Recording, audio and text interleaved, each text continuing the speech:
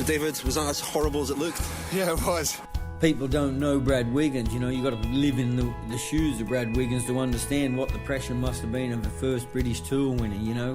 Our aim was to create a British team, to try and win the world's biggest bike race with a British rider and do it clean.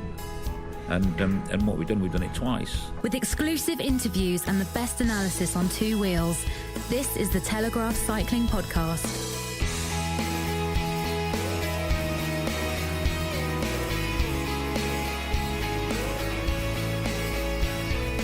Hello, my name is Richard Moore. I'm with Lionel Birnie. Hello, Richard. And Daniel Friebe. Hello, chaps. Hey, Lionel, where are we? We're in a very plush meeting room in Angel, North London, not far from St Pancras. I'm not sure what the company's name is. That's terrible, isn't it? What is the name of the company? Don't need to know that, Lionel. We're not mentioning any sponsors at this point. Maybe the Angel of Islington, not the Angel of the Mountains, not Charlie Gore. You should point out. But in this meeting room, there's artificial turf on the floor. There's a great big screen TV. There's a clock. Bit of an egg theme going on here. There's a clock which is a skillet with a fried egg on it. The table is a fried egg as well. Not too much, shall we? Let's crack on. Let's move on with the cycling. Lionel, do you want to give us the now weekly roundup? The weekly roundup, indeed. Well, it's been the busiest week of the season so far by some distance. There's been racing all over the place. Chris Froome showed that whatever Alberto Contador could do, he could do better. Contador took the overall lead in the Ruta del Sol by winning stage 3, but Froome took the lead back the very next day by a second and then closed out victory on Sunday when Juan Jose Lobato of Movistar took his second stage win of the race. Meanwhile, over in Portugal, Geraint Thomas warmed up for Paris-Nice and the Classics by winning the Tour of the Algarve. Big stage winners there as well. Richie Porte won a stage, Tony Martin won the time trial, and Andre Greipel won the last stage. And over in Oman, or down in Oman, in the Middle East, Lampre's Rafael Val set the fastest recorded time on Green Mountain to win overall there. There was the Track World Championships as well, where the Great Britain team ended up empty-handed in terms of gold medals for the first time since 2001. We'll be talking about that a bit more later on. Brian Cookson, the president of the world governing body, the UCI, got himself into the news by apparently purloining the track for his own use during the training session, which he later denied. Richard was about to step in there. He did deny it, didn't he? He did. Did he get himself in the news or just on Twitter? There should be a difference. Are they not the same thing these days? I don't know. And on more serious matters, he also warned that the forthcoming Cycling Independent Reform Commission report may be like opening a can of worms. And finally, sad news that the 1984 world champion Claude Criquillon, the Belgian rider, passed away at the age of 58, having suffered a stroke. And we may talk about Criquillon's career a little bit later on. Yeah, we'll talk in this first part about some of these weekend races, some of the talking points from those, particularly the Froome-Contador battle, I suggest. First of many we anticipate this season. We'll have a little interview with Nicolas Roche, who was a valuable teammate to Chris Froome, Team Sky teammate, who of course joined Team Sky from Tinkoff Saxo over the winter. So we've got an interview with him from their recent training camp in Mallorca. Part 2, we'll talk about the Track World Championships. Daniel's really looking forward to that. It was him that actually suggested devoting a segment of today's podcast to the Track World Championships. And then in part 3, we'll look ahead to the Cobbled Classics, in particular Het Nieuwsblad, and we'll have the inaugural Lionel lecture. The inaugural Lionel lecture will explain for you in 2 minutes and 21 seconds exactly what Het Nieuwsblad is all about. Anyway, the weekend's racing. Lionel, what were the takeaways from you, in particular Ruta del Sol and don't mention takeaways. Don't mention takeaways. So Chris Froome, surprised sort of turnaround. It did look like Contador was homing in on victory there on that very steep climb on Saturday. Chris Froome wrestled it back.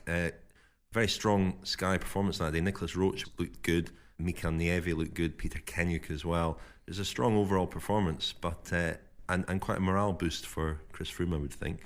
Well, yeah, and for Alberto Contador. I mean, they both had a go and they both pulled something off. You know, they flexed their muscles for the first time this season. Good to see them going up against one another so early. But I think the main takeaway really was something that Daniel tweeted after the race, the final picture of them on the podium, where very firm-looking handshakes and staring into each other's eyes, smiling, perhaps a little forcefully, I don't know. But you accompanied that picture, Daniel, with the quote from Seve Ballesteros, which you may remember better than me. You have to do the accent with Seve Ballesteros. It's something like, I look them in the eyes, I pat them on the back, I shake their hand, but I'm thinking, I will bury you. Exactly, and I think that's what it is. It's early opportunity for them to trade blows, and they both had a good day. You haven't uttered the words pre-season friendly yet, Lionel. No, this is more like the Community Shield or the Charity Shield. We're getting into the beginning of the proper start of the season. For me, Nieuwsblad, Saturday's race, that's the proper start. Well, we'll hear about that later. I think we know what that means to you, Lionel. Talking of a season-long narrative, as we have been over the winter a little bit. And there is a sort of narrative now, looking up to the Tour. This early confrontation, it is only February still, between the two favourites for the Tour de France. It's something that we didn't see a few years ago and does seem to have become part of the sport again, which I think we all welcome. You mentioned Claude Criquelion earlier, and guys like that in that era were competitive. If they were good, they were competitive from February, March, all the way through the season. And I think this is something that's very welcome. It's great to see those two guys who are favourites for the Tour in such sort of good condition at this point of the year, I think. Well, yeah, I mean, Froome has been in good shape the last couple of years, won the Tour of Oman in this time slot. So I think it's more Contador kind of coming to the realisation that if you can be good earlier in the year, it's easier to maintain and just add a little bit to an already good form than it is to come into form later on. Well, who started, I wonder? I mean, it's Cadel Evans, I remember, the year he won the Tour was very competitive all year. But in the sort of pre-doping ban Contador, I think he was also, I can remember him being up there in Paris and races like that. But it was Bradley Wiggins, I think, that really established the blueprint of winning, from the very first race all the way through, and established that consistency was possible. Daniel's frowning. I'm not sure. Nibali certainly springs to mind. He's always someone who has been competitive any time of the year, all times of the year. Just going back to the narrative and how sort of exciting a prospect that is in view of the rest of the season. Also the contrast between the teams, the Ruta del Sol, or the confrontation between the teams, Tinkoff, Saxo and Sky. A lot's been talked about the sort of phony war between Brailsford and Tinkoff. Some very good performances among both sets of domestiques. You mentioned Nicolas Roche, Tinkoff, Valgren, Michael Valgren, who sort of burst onto the scene last year. The young Dane was outstanding. The old blueberry farmer, Ivan Basso, who we've kind of mocked. We were quite surprised that he got a contract with Tinkoff Saxo. Certainly he's done as a general classification contender, I think, but certainly slotted in very nicely to that role of mountain domestique for Contador in the stage that Contador won, the first of the two big mountain stages in the Ruta del Sol. He was absolutely key.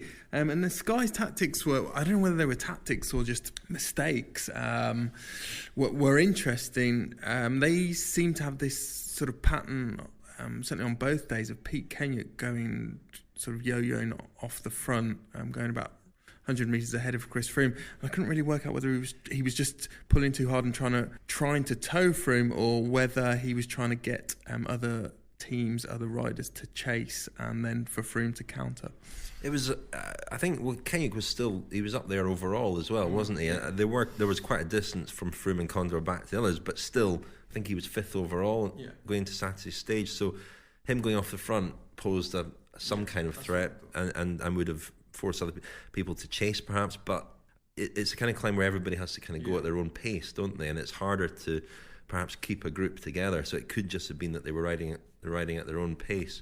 I'm not sure there'd have been much of a slipstream effect on a climb like that. It was ridiculously steep, and Froome continued this sort of pattern where he seemed to take a while on climbs to really find his rhythm. We saw that a lot at the Vuelta last year, where he would often sort of drop off in the lower parts of the climb and then come back very strong towards the top. Yeah, and he didn't seem to enjoy that sort of sequence that we had on the first mountain stage of the very steep descent into the very steep climb.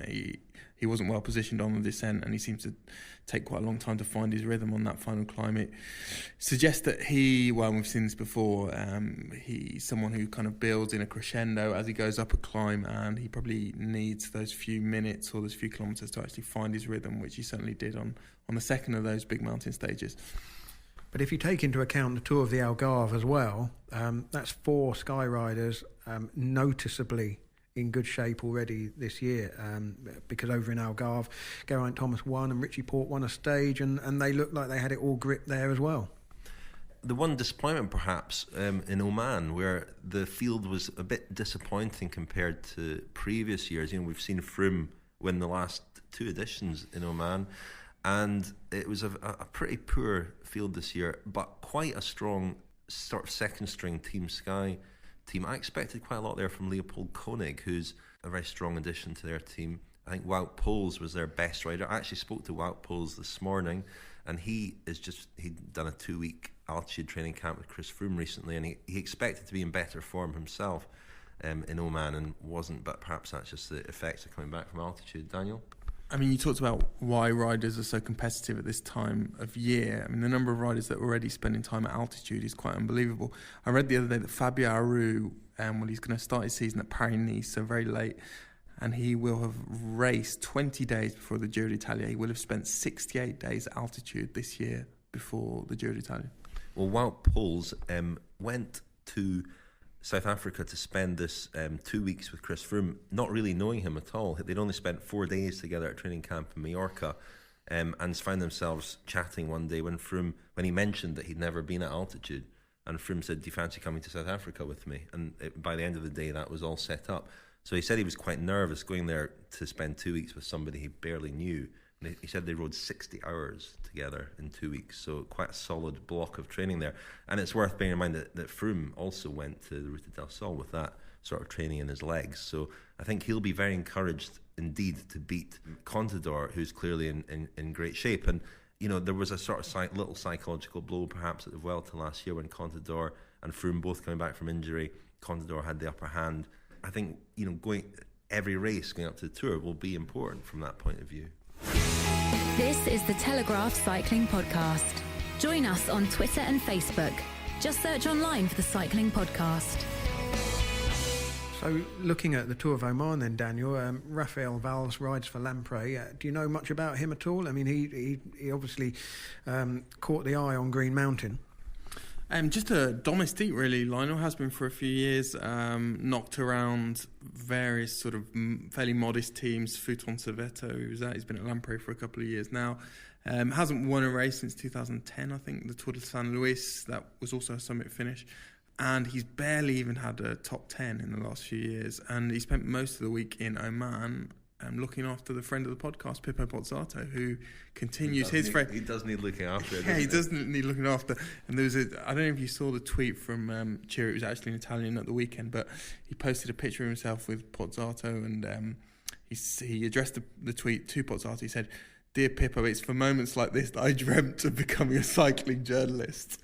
That's Ciro Scognamiglio, of course, a good friend of the podcast. Of the Gazzetta dello Sport, and that got a flurry of emoji applause from Pippo Pozzato. Is there any other type of applause from Pippo Pozzato? But Pozzato, of course, sporting, his new slimline physique, but also a new head, according to the Italian cycling national selector Davide Cassani, who saw him in the Tour de San Luis. He said that Pozzato is a new rider this year. He's got a new head. He's got a new head. Is there not something on the WADA code about this? It looks remarkably like the old one.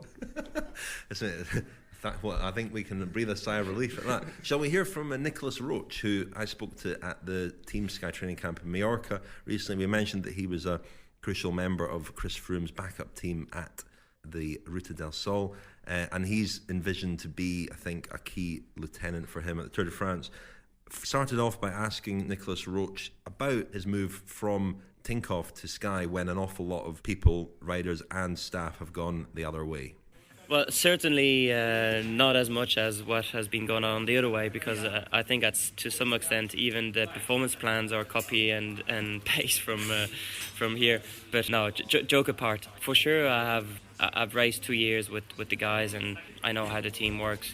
But then I think the team 2015 is also very different to the one I was in last year. They've changed a lot of their cars and riders, and for sure their tactics are also going to evolve, just like the ones here are going to evolve as well. It's not because Bjarne is also someone that loves to ride, loves to attack. And something about Bjarne is he's also very unpredictable. You know, at some stage you can just say, all right guys, put it in the gutter, it is 100k to go to the finish, and you know, doesn't matter. Or he'll say on the radio, okay, attack, and there's still 4 climbs to go. That's the way he is. I'm always someone who likes to go on the attack and try and shovel the things up, and you know, I've probably lost races because of that, because of it's in my temper. I just like to go and try. So I was okay with it. You know, it's interesting to go with 2 teams who are in direct confrontation. I think it's also exciting, and it's nice. It's like in every football league, there's always 2 teams who are just like forever. It's the match of the year. You know, all the media attention is there, and it's also nice that in cycling there is that kind of competition between one and the other. How does Dave Brailsford compare to Oleg Tinkoff? Doesn't drink as much vodka. That's the only difference. No. I mean, the team also, both teams have a very distinct personality. You know, I think both are very enthusiastic and fan of cycling. You know, it's very important to have people like that in the business. You know, for years you were team leader at AG2R. As someone said earlier, you were up there in bunch sprints. I remember you were going for GC. How much do you enjoy the support role that you've had the last couple of years and you'll have this year? I do. You know, I think I've gone through different phases, and as you spotted, when I was younger, I used to love to go for bunch sprints, and I was a slight bit crazier. But I also think bunch sprints now are much more crazier than a few years ago. I used to, you know, every time there was a finish line, I just, regardless if it was a sprint, a climb, or whatever, I always went for it. It was always my day. With time, I also realised I could be actually much more useful and having a completely different role, as interesting and as exciting. You know, when you're playing a key role, you know. Luckily enough, my role is not just going down to the car or just riding after 5k, even though every role is important, because you cannot have someone riding in the last bit in the mountain if you didn't ride and close the gap on the flat before. So every role is important. But I just like the role that I have, where it's not decisive, but breaking the bunch up or whatever. It's a key element in a strategy. You know, there's quite a lot of pressure as well. You know, when you have a plan in the morning, you say, all right, Nico, we want you to do this here, and you know, you really want to do it well. It's completely different than being on the wheel and waiting for your moment in the finish and trying to go for a victory. I realised that I could be with the top in the world, but I could be there for a month, 2 months, and it was usually around that July, September type of thing. I felt that there was a lot of races where, when I was with riding GC and all that with AG2R, it was a very different team than it is now, and I was the only rider there. And if something went wrong, well, that was it. And you know, the few times that I got injured, there was always so much pressure for me to come back. And I didn't say all I was doing was coming back, and they didn't care if I was getting the best or not. It was always trying to be top 10 to get those few points, because we were always like 18th or 17th team and just on the edge of making it into the World Tour. You know, the last 2 years for them have been much different with the Perrault and Bardet and Betancourt and all that. But the 2011, 2012 was quite hard, because there was no points, and every time I wasn't at 100%, I still had to perform like if I was 100%. So I never had much preparation time, because all I did was race, and I did 4 years, and I was always 95 to 105 days of racing, and I had to try and be there. And then I think that was one of the things that was great for me for the Volta 2 years ago, is that Bjarne said, Nico, we need you for the Tour, and we have faith for you for the Volta, and just be there in the Tour and be ready for the Volta. And you know, if I wasn't super performant in Paris, well, it didn't matter. I had my time to kind of work my way around, and I needed both to kind of find my way. And now I think that with both experience, I know myself a lot better, and I really needed the two, you know, because until then I was teammate, but when I was teammate with Ushoft, I was working for sprints is very, very different than doing the work in the mountains. So I'm as enthusiastic as when I'm 23, but just has that much experience now. Alberto is someone who looks into every single detail, and I was impressed with his professionalism. I'd never expected him to be not professional, not at that level. Is someone who really goes into the smallest details, and he looks up and studies everything, from why 8 bar is better than 8.2 and worse than 8.1 and whatever in the tires, and what tire is the best for him for what wheel, and he has real input on his mechanical setup onto his training and everything, and racing with him, seeing how he manages the stress, the media, the training camp, his program. It was quite interesting. Right. Thank you very much. You're welcome. Thank you. From the cobbles of Belgium to the tops of the Alps, you're listening to the Telegraph Cycling Podcast with Richard Moore, Lionel Birnie and Daniel Friebe. Track World Championships then in Paris. Daniel, you must have been glued to them, were you? Not exactly. No, not exactly. Did England have a good game? Why did I go to Daniel first with that? That was such a schoolboy error. You did see the headline on L'Equipe this morning. Where have the English gone? I quite enjoyed that. That was clearly a mistake. Clearly, they don't know the difference between the English and the British. Well, there were 2 Scots in the British team, of course, this time around. It was a disastrous performance for Great Britain. I think the worst since 2001. No gold medals. And a lot of discussion about Shane Sutton and his role as, he's not performance director, but he's technical director, I think they call him now. And he is the successor to Dave Brailsford, of course, who stepped down a year ago. We did an interview with Shane Sutton towards the end of last year. There's a Shane Sutton special podcast, which you'll still be able to listen to. He's a very interesting guy. I think he's been handed a bit of a poison chalice because I think the British track cycling team have been on the decline since before London even. And I think they pulled out the bag at the London Olympics in 2012. But this decline is very, very difficult to arrest. And I was particularly interested to see something that Shane Sutton said about Jason Kenny, the great enigma, who won gold medals in the Beijing Olympics and won the sprint at the London Olympics, and then sort of disappears in between Olympic Games. And he is somebody who used to train every day with Chris Hoy, and that seemed to bring the best out of him.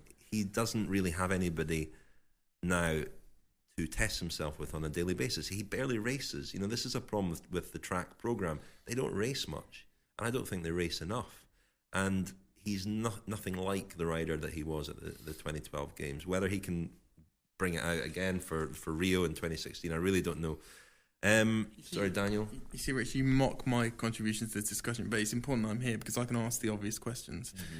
You said that he doesn't race very often. No one races very often on the track. No. There's not much racing for any nationality, is there?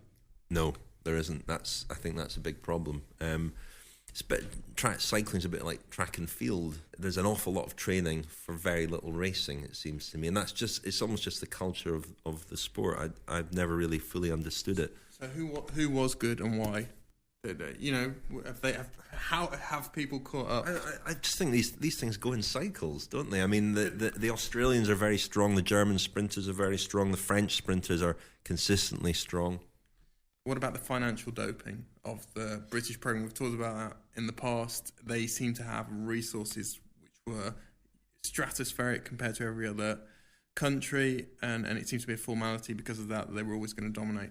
Well, I think they've got the same financial resources now. I don't think other countries have caught up necessarily from that point of view, but it maybe goes to show that the financial doping is overplayed. I think what you need are really talented riders, and I think that in Beijing and London, they had real talisman: Chris Hoy, Victoria Pendleton, Bradley Wiggins, Geraint Thomas, real sort of iconic figures that are just lacking now. The only one I think who's in that mould is Laura Trott, and she rode extremely well, 2 silver medals, the Omnium and the team pursuit, but she's the only one in that mould of being a real elite, a Galactico, exactly. Well, yeah, and there's an awful lot of pressure on her, really, to be the figurehead of the team at the age of 22. She came into a team that still had Chris Hoy, Victoria Pendleton, Geraint Thomas, senior figures around, and there really aren't those senior figures around now. And, when you look at the medal haul over the last 14 years, I counted up over the weekend, I think Great Britain have won 48 World Championship gold medals since 2002. Their last blank year was 2001 in Antwerp when Laura Trott was a 9-year-old. So, she's come through a system that has been consistently world-beating. They've topped the medal table a number of times. They've always come out with gold medals by the fistful, really. But the talent isn't... it's not that the talent isn't there, but it's just not performing at the level that's required at the moment. I mean, Jess Varnish is a talent, but she's not... she's not Victoria Pendleton, but then you could look at Pendleton's progression and say she's on a similar kind of progress curve that Pendleton was on. So it's not all about the sort of need to panic now, but the Olympics are coming up really close and Sutton has got a lot of work to do.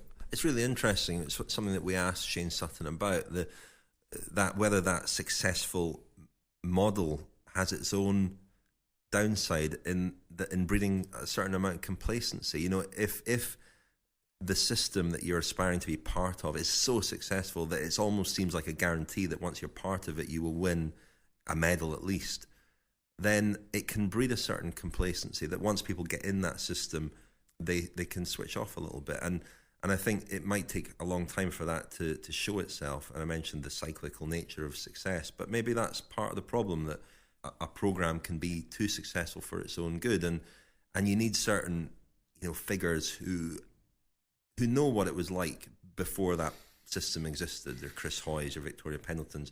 They've got something that people who come into the programme perhaps don't have. I don't know. It's an interesting one, and I think it's a problem in all successful sports teams. But it certainly made for a more diverse and a bit more interesting championships, I thought, over the course of the week. There were some notable high spots from other nations. I thought the Australian women's team pursuit squad would obviously, world class. I mean, breaking the world record, defeating Great Britain, who'd only been beaten once before since that event became a world championship discipline. The Francois Purvis winning the kilo and the keirin, that was great for the home crowd. The roof not leaking, but the air conditioning systems had some kind of fault on Saturday night and water was dripping onto the track. That added a certain je ne sais quoi to proceedings. Christina Vogel defended her world sprint title. She's always good to watch, a very sort of aggressive, dynamic match sprinter. And when you see somebody like that racing, a bit like Gregory Borge in the men's event, it does make you think that the programme lacks a bit of that one against one type of racing. There's an awful lot of qualifying, an awful lot of the programme that isn't particularly dynamic. The Madison was brilliant. The Brits gave it a good stab, but then Brian Cockard and Morgan Kaniski gave France a win in that. And the other couple of highlights, Stefan Kung, Kung, thank you, Daniel. And Stefan Kung overhauled Jack Bobridge, who really got his pacing all wrong. Again? Yeah, exactly. Sort of a 4-minute version of the hour record. Got it all wrong in the individual pursuit. And must just mention Fernando Gaviria as well, who we last kind of saw beating Mark Cavendish in the Tour de San Luis. He is now World Omnium Champion. So plenty to enjoy, but the Brits more or less fell apart. Yeah, and it is just interesting. I mean, there are some young riders coming out. Danny Kahn, the female sprinter. Becky James was triple world champion, I think, a couple of years ago. She's disappeared from the scene for the moment, is fighting back from injury. So there are riders come back. We barely mentioned in part one that Geraint Thomas won in Algarve, his second stage race victory of his career. A stalwart of the team pursuit programme. Don't think he intends to come back for Rio. But if they had people like that, and Bradley Wiggins, of course, intended to come back, Peter Kenyuk, who was obviously very strong at Ruta del Sol, there are a lot of riders who are not part of that programme anymore who would add a lot to it. Rich, you mentioned the comfort blanket of the British programme, but there's also, returning to a theme we've discussed a few times recently, there's a financial comfort blanket, isn't there? Because there is quite a substantial salary which comes just by virtue of being on that programme, isn't it? Oh yeah, it's in these cultures of success or failure are really interesting. I think what they had at British Cycling for many years was a culture of success whereby, once you became part of that programme, certain things were expected of you.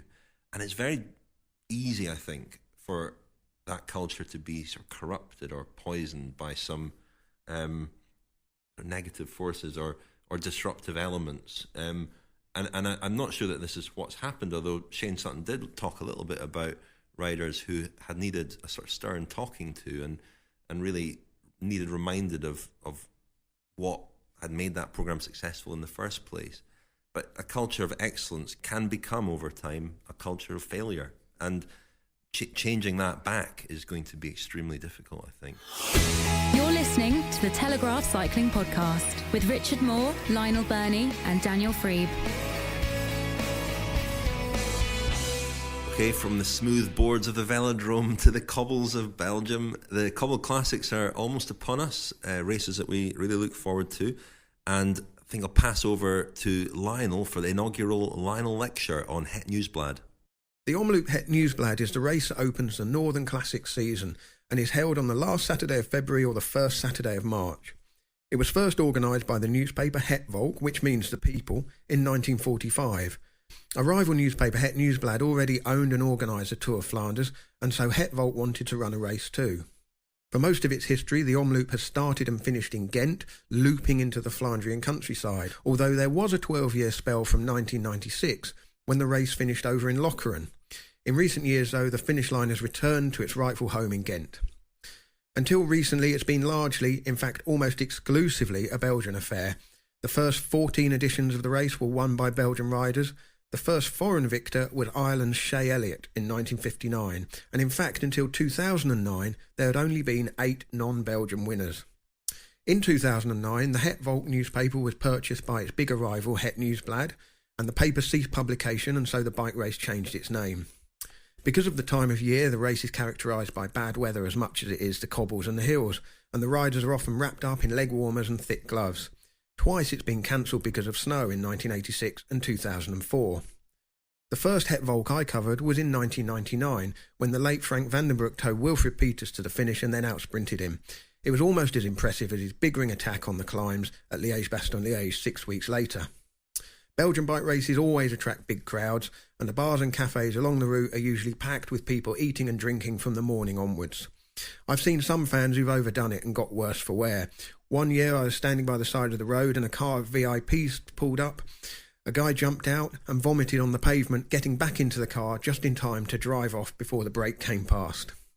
Since 2006 there's been a women's race too, which was won by Dutch rider Amy Peters last year.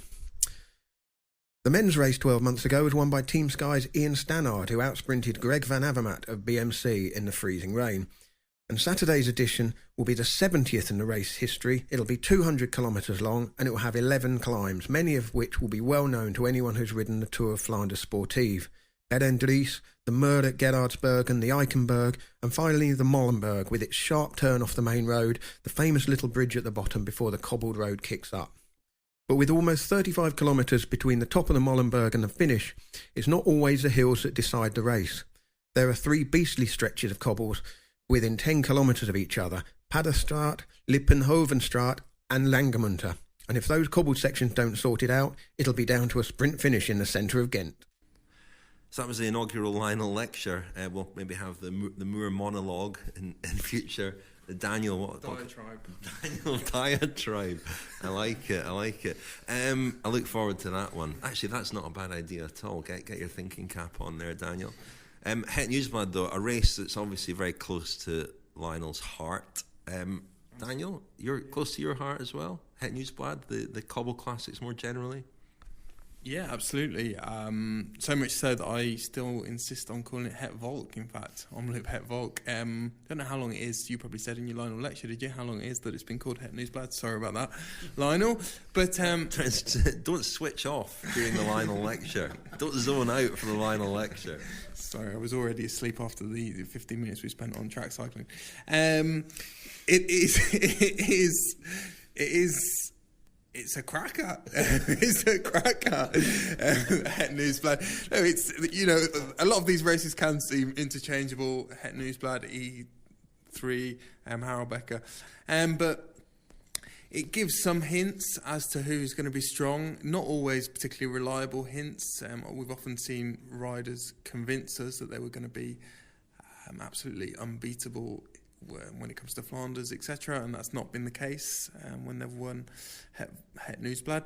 And we always see Tom Boonen attack on the Tyenberg, and there are various other sort of cliches that we see year after year. But yeah, certainly very much looking forward to it. Yeah, Tom Boonen attacking on the Tyenberg is as reliable as a Belgian hot dog or a carton of Friebes or a lovely brown beer. I'm envious, Richard, that I'm not going and you are. I am. I'm going over to Belgium later this week for the Wiggle Honda team launch on the Thursday. A couple of press conferences on the Friday as well for teams before the weekend's races, because got Het Nieuwsblad on Saturday and Kuurne-Brussels-Kuurne on Sunday, which is a bit more of a sprinter's race. Mark Cavendish has won it in the past, and I think he's riding it again this year, isn't he, Daniel? So, you know, it's quite varied races, often one or both dogged by the terrible weather. We've had snow in recent years, cancellations, postponements, etc. So you kind of keep your fingers crossed that the weather won't be too bad. The sort of perfect weather was last year, wasn't it? Just awful, but not bad enough to actually cancel the race. You know, the Het Nieuwsblad in particular, they finished looking like coal miners, didn't they? Ian Stannard and Greg Van Avermaet fighting it out. Edvald Boasson-Hagen trying to fight and to get up to them. It was a thrilling race actually last year, a real cracker, as you say, Daniel, a cracker. It often is. I mean, I think back to the memories of it. Philippe Gilbert attacking through a tight corner on a cobbled bit of road. I can't remember which stretch of cobbles it was. It might have been Paderstad. Yeah, it is. I think, you know, he tried that tactic twice, and both times it ended up with him winning the race. And it is a bit more subtle in that way than the Tour of Flanders. It's not as long, it's not as hard. It's hard enough for the time of year. There's still 5-6 weeks to go till the Tour of Flanders, so it's plenty hard enough. But it's quite interesting tactically. You can watch the race evolve over the afternoon. Unfortunately, probably on an illegal internet stream. Unfortunately. But I don't think it's being broadcast this year in the UK. But if you can find it on the internet somewhere, it's definitely worth watching. Absolutely. Well, we talked about the big guns lining up as far as stage racing was concerned. Who are we expecting to have a big spring this year? I mean, Cancellara looks like he's on fantastic form. That doesn't really surprise me, having read a couple of long interviews he's done with the Swiss press in which he sort of said that he took a long, hard look at himself this winter, changed a lot of things in terms of his training, felt he'd been complacent the last couple of years. He'd neglected things like his Pilates. Something you often complain about this time of year, Lime, that you've neglected your Pilates over the winter. His yoga, stretching, this kind of thing, and he's really upped the ante on that score. So he's certainly in very good form. There are always question marks, or there have been the last 2 or 3 years, about his team. They will probably recur again this year. Anyone else? Yeah, I mean, we should probably address something that we missed last week, because we did promise at the start of last week's episode to talk about a sort of generational shift. We were talking about the rumoured retirement of Contador at the end of 2016, and we did mention at the start of the podcast that there were likely to be others departing at the end of 2016, and we suspect Cancellara might be one of them, Tom Boonen, another one, and those two really have been at the vanguard of the classics charge over the last few years. And we very rarely seen them both at their absolute best.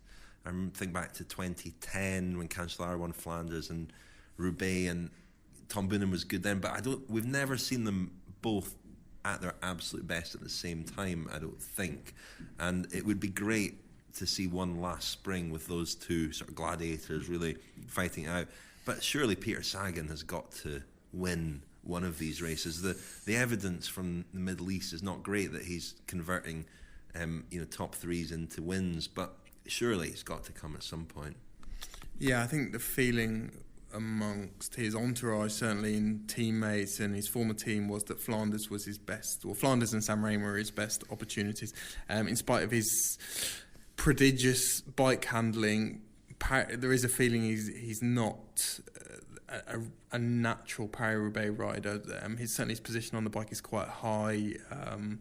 In the past, we've seen the best Paris-Roubaix riders tend to be the guys who are very kind of low on the bike, quite aerodynamic, the likes of Franco Ballerini, Boonen himself, Cancellara to a lesser extent. But yeah, we're kind of waiting, aren't we, to see who's going to take on the mantle of Boonen and Cancellara, who are going to be the sort of era-defining classics riders. I think this has to be a breakthrough year for Sepp van Mark. I think he's consistently been one of the strongest riders in the Cobbled Classics the last couple of years. Hasn't won a big one yet. He's won Het Nieuwsblad, but not Roubaix or Flanders. Stibar is a bit older, but we're waiting for him also to have his major breakthrough. And who knows, Pozzato. It could be a belated Indian summer for Pozzato. Yeah, well, he's gone close, hasn't he, in Flanders in particular. Amazingly. Second in Flanders in 2012. Van Avermaet as well, of course. I think he's finally sort of established himself as the real leader there for the Cobbled Classics at BMC. They've finally got rid of a lot of guys that they had on very, very big contracts. I understand that Van Avermaet is probably undervalued on his current deal at BMC, so he might be wanting to put himself in the shop window. And certainly for him, the final step is victory in one of those two races, Paris-Roubaix and Tour of Flanders. We should talk as well. We mentioned at the start of the episode the very sad death of Claude Criquelion, only 58 years old, a bit of a Belgian cycling legend, 1984 world champion, and one of these riders who was a very distinctive looking guy on the bike. I mentioned to you guys earlier, he was like Bernardino in that he always looked a certain age. He never looked like a young man, and a very sort of very stylish bike rider, not only a classics man, but also, finished 5th in the Tour de France in 1986, I think it was. So a great all-rounder, really. Well, yeah, and a Walloon from the French-speaking part of Belgium, but one who won the Tour of Flanders. That didn't happen. It's not happened all that many times, really. I mean, it tends to be the Flandrians that win the Tour of Flanders and the Walloons that win Liège-Bastogne-Liège. But Criquelion was a very good friend of Sean Kelly's. They certainly teamed up in the classics on occasion to watch each other's backs, even though they were on rival teams. They would look out for each other. But I suppose Criquelion, although he won the Worlds in '84, is probably best remembered for the incident at the end of the 1988 World Championships in Ronse in Belgium, not far from Gerardsbergen. He was coming into the finishing straight with Steve Bauer and Maurizio Fondriest, and the sprint opened up and Criquelion tried to go onto the right-hand side of the road, got close to the barriers, and then Steve Bauer did come across him. Better be careful here legally, because Steve Bauer won the subsequent court case. And Bauer collided with Criquelion. Criquelion hit the barrier and went down. And the famous picture really is of Claude Criquelion in that famous blue Belgian national jersey with the red, yellow and black bands, holding his arm up in the air in disgust and his broken bike.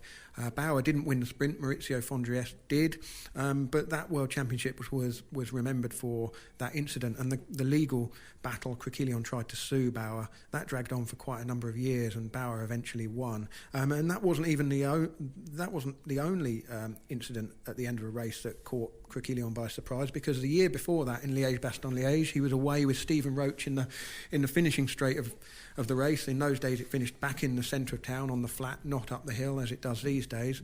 And the two of them were playing cat and mouse at the finish, Criquelion and Stephen Roche, and Moreno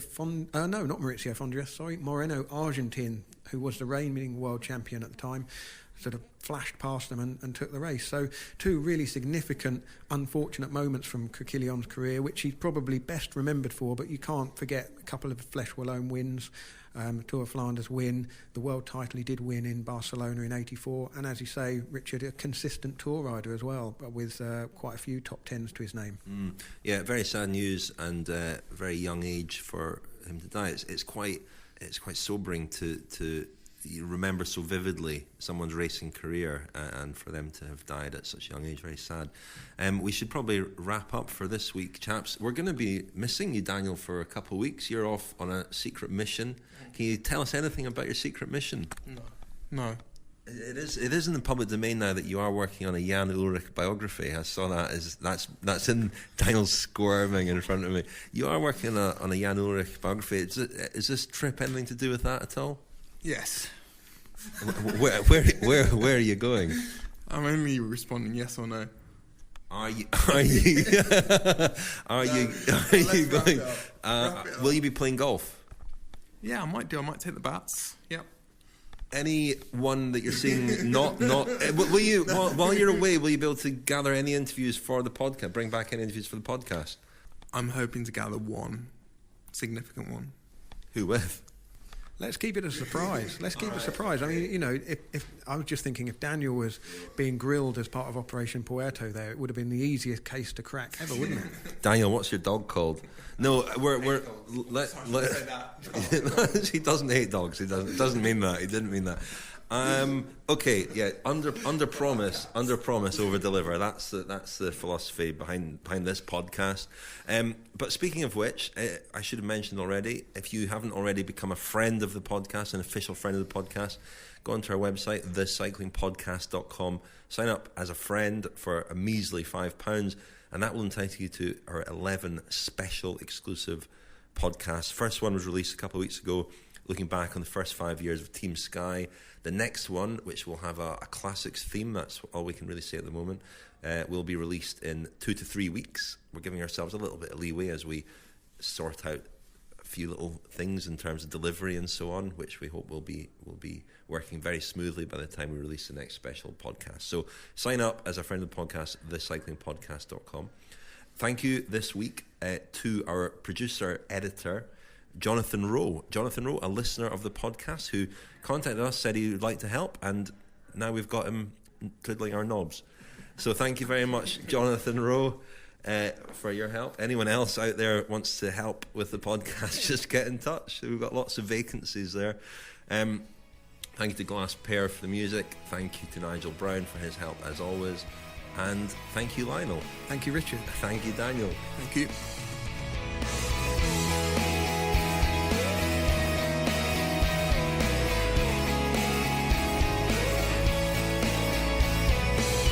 You've been listening to the Cycling Podcast. Thank you to Glass Pear for the music in this episode. For more information and to download more editions of the show, visit thecyclingpodcast.com.